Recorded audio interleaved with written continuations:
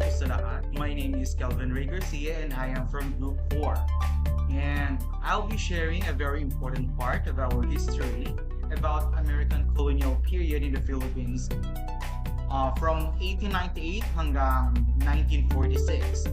But before we get started, I would like to introduce and acknowledge my group mates who helped me work with this topic.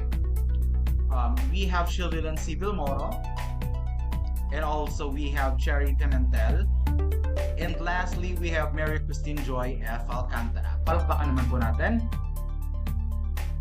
Alright, before we get started, I would like to ask my groupmates to read first the slides that we have created so that I can start sharing with you what happened to the very important part of our history, which is the American Colonial Period in the Philippines. Alright? Even though Filipinos declared independence, Spain had already sold the Philippines to the U.S.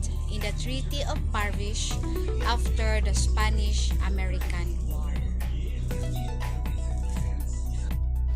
The U.S. introduced public school, English language, and democratic institution, but Filipinos still wanted the real independence. The Philippine-American War 1899 to 1902 broke out with thousands dying.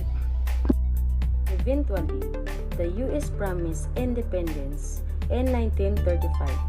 The Commonwealth of the Philippines was created as transition government, with Manuel Quezon as president. Maraming salamat Shildilan Sibil Moro, Cherry Pimentel, and Mary Christine Alcantara for reading our slides. Now I'll be sharing with you the very important part of our history about the American Colonial Period in the Philippines.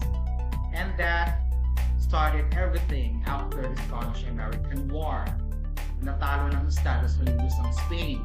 At sa pamamagitan ng Treaty of Paris noong 1899, isinuko ng Spain ang Pilipinas sa Amerika. But here's the thing, by that time, we Filipinos already declared our independence on June 12, 1898.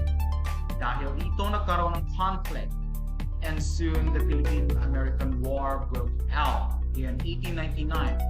And fortunately, this is one of the bloodiest chapters of our history, with thousands of Filipinos losing their lives. Now, while the war brought so much suffering, the Americans also introduced changes that shapes our country. So, isa na dito ang public school system, where English became the medium of instruction. They even sent American teachers, so-called Thomasites, to train Filipino teachers. Aside from education, they also develop our infrastructures.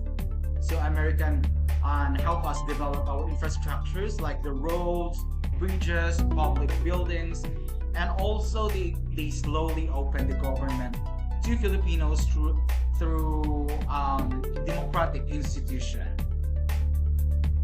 Pero kahit na may mga bagong sistema at reforma, the Filipino people still wanted one thing: real independence.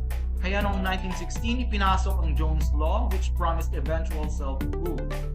Later, the Tyne-McDougal Act 1934 paved the way for the Commonwealth of the Philippines, established officially in 1935 with Manuel L. Quezon as our first president. The Commonwealth was a training ground, preparing us to stand on our own as a nation. At finally, almost 5 decades under the American rule, dumating din ang pinakahihintay na araw. On July 4, 1946, the United States officially recognized Philippines' independence. Sa wakas, naging malaya at ganap ang republika ng ating bansa. The American Colonial Period is remembered as a time of both struggle and transformation. Mahirap at madugo ang ating pinagdaanan. Pero dito rin natin naranasan ang mga pagbabagong nagbigay daan para maging mas handa tayo sa sariling pamahalaan. Once again, this is Kelvin Ray Garcia, and that was the closer look to the American period in the Philippines. Maraming salamat at magandang araw po sa inyong lahat.